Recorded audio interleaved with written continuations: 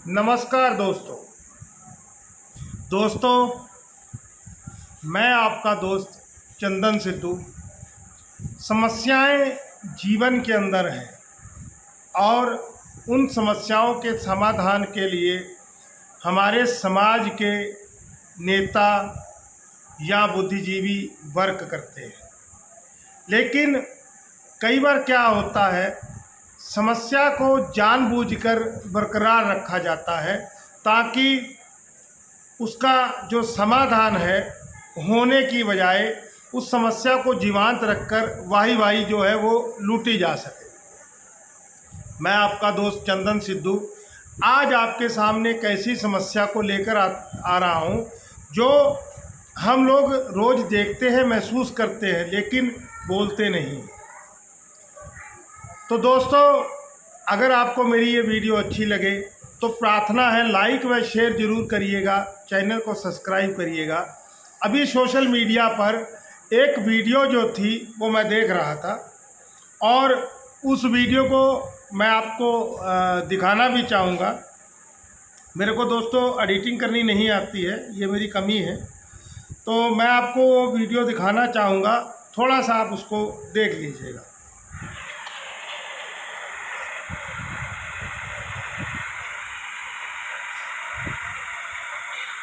क्योंकि इसको मैं कैमरा बदल के दिखाने की कोशिश करता हूँ, हो सकता है ये आपको दिख जाए। मुश्किल है, अगर आप इसको थोड़ा सा समझ पाएँ तो। अगर ये आप इसको नहीं समझ पा रहे हैं तो मैं आपको बताता हूँ ये क्या हो रहा है। ये कोई ठेकेदार है, उन्होंने सरकार के लिए गेहूं की फसल को ख़रीदा है और उस गेहूं की फसल के अंदर मिट्टी की बोरियां भर भर के उसके अंदर मिलान किया जा रहा है ताकि उस गेहूं की फसल का जो है वज़न बढ़ाया जा सके। और जाहिर सी बात है, ये कोई व्यापारी तो करेगा नहीं। ये कौन करेगा? ये दोस्तों करेगा वो व्यक्ति जिसने ये माल सरकार को देना है। तो इस साल जो गेहूं है उसकी खपत जो है, उसकी पहले नंबर तो जो वो गेहूं है वो कम हुआ है। लोगों ने सरसों की तरफ ज़्यादा ध्यान दिया है और सरकार चावल और गेहूं से दूर भी करना चाहती थी, लेकिन कंडीशन दूसरी हो गई। रशिया का और यूक्रेन का युद्ध लग गया। गेहूं की जो समस्या थी वो हिंदुस्तान के ऊपर ज़्यादा लोड पड़ गया और गेहूं सरकारी रेट से भी 100-150 रुपया महंगा बिकना शुरू हो गया। अब वो जो ठेकेदार हैं, क्योंकि सरकारी कोटों के अंदर भी गेहूं बहुत ज़रूरी है दोस्तों। हम लोगों ने एक रीत बना रखी है अपने देश में कि हम लोग राशन कार्डों के ऊपर गरीब जनता के नाम पर लोगों को गेहूं बांटते हैं, चावल बांटते हैं। और यहाँ पर सरकार जो है महंगा खरीद के सस्ता अपने लोगों को देती है। कारण क्या होता है कि ये उन लोगों को दिया जाता है जो अपने इनकम के द्वारा भी अपने परिवार का पेट नहीं भर सकते हैं। उनको 20-25 रुपये की चीज़ खरीद के मात्र 1-2 रुपये में, यहाँ तक तो अब सरकारें मुफ्त में भी देने लगी हैं।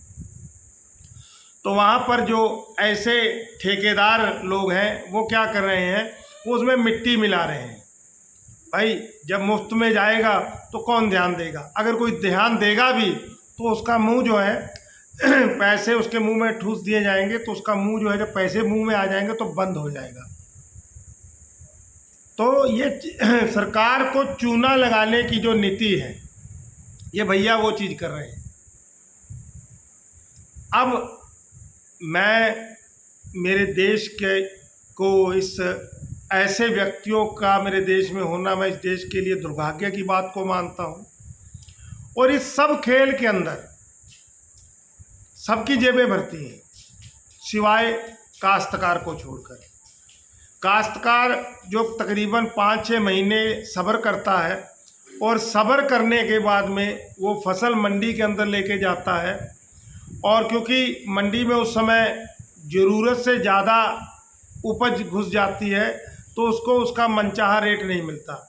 हाँ, कंडीशन अगर रशिया क्रोएशिया युद्ध के कारण बिगड़ी हुई बन जाए तो रेट तो मिल जाएगा, लेकिन यहाँ पर भी जो ऐसे करप्ट लोग हैं वो लोगों के खाने वाली सामग्री के अंदर तरह तरह की मिलावटी चीज़ें मिलाकर उनके स्वास्थ्य के साथ में खिलवाड़ कर रहे हैं अपनी जेबों को भरने के लिए।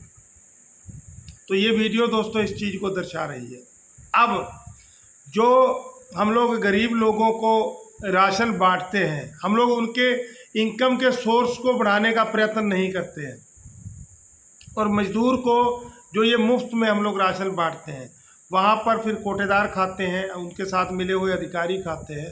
यहाँ तक कि जिस गरीब को ये दिया जाता है वो भी अनाज को मिलने के बाद में दोबारा साहूकार की दुकान पे ऊपर बेच के उसकी शराब पीता है, मछली खाता है, मीट खाता है, गुटखा, पान, पुड़िया, बीड़ी, ऐसे चीज़ों का इस्तेमाल किया जाता है। और ये सब वो चीज़ें हैं जो हम लोगों के सामने होती हैं, लेकिन हम लोग खामोश बने रहते हैं।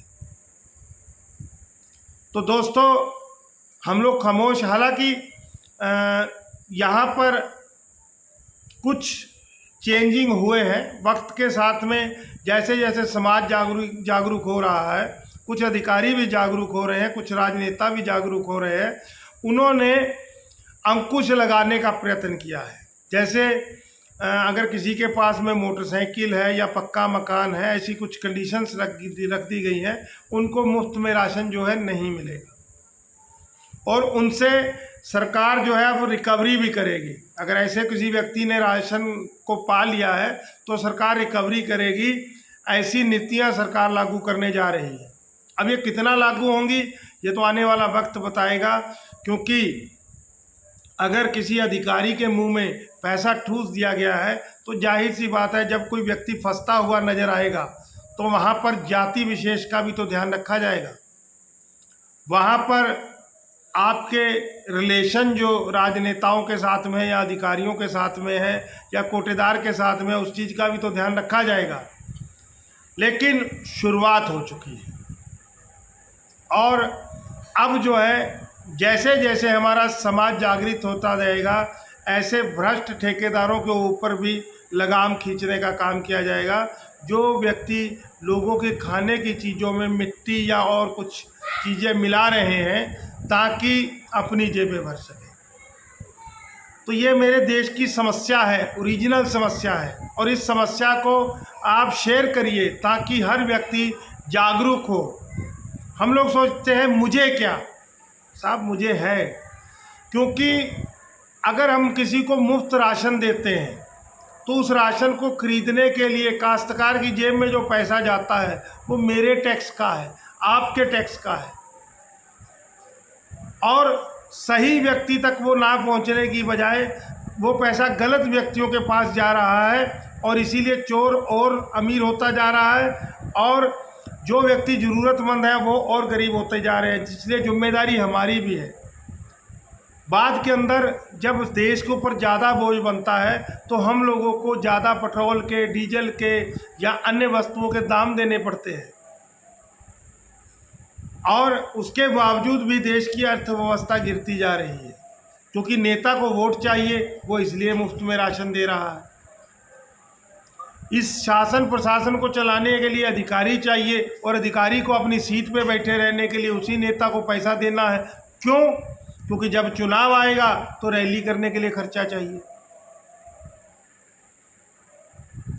और करप्ट व्यक्ति जो है वो बड़ी बड़ी बातें करके अपने लिए संसाधन जुटाता है, और इस सब के अंदर पीसा जाता है मेरे देश का वो व्यक्ति जो अपने परिवार के लिए रोटी का जुगाड़ करता है, और रोटी का जुगाड़ करने के लिए, रोटी और पारिवारिक संसाधनों को जुटाने के लिए अलग अलग जगह पे वो टैक्स देता है। और वो एक दिन ऐसा आएगा कि उसके ऊपर टैक्स का बोझ बढ़ता जाएगा, तो या तो उसको चोरी करनी पड़ेगी, जो कि वो एक शरीफ आदमी है, चोरी वो कर नहीं पाएगा। तो कैसे चलेगा यह सिस्टम? ये सिस्टम दोस्तों चलेगा, और ये चलेगा तब जब हम सब लोग जागरूक होंगे। और अगर मेरी बात आपको अच्छी लगी हो तो मेरी प्रार्थना है वीडियो को लाइक व शेयर करें, और चैनल को सब्सक्राइब करें ताकि हम ऐसे बहुत से मुद्दों के ऊपर बैठ के बातचीत कर सकें और अपने देश को दोबारा तरक्की के रास्ते पर ले जा सकें। यहीं पर मैं अपनी बात को ख़त्म करता हूं। जय हिंद दोस्तों, धन्यवाद। जय जवान जय किसान। धन्यवाद दोस्तों।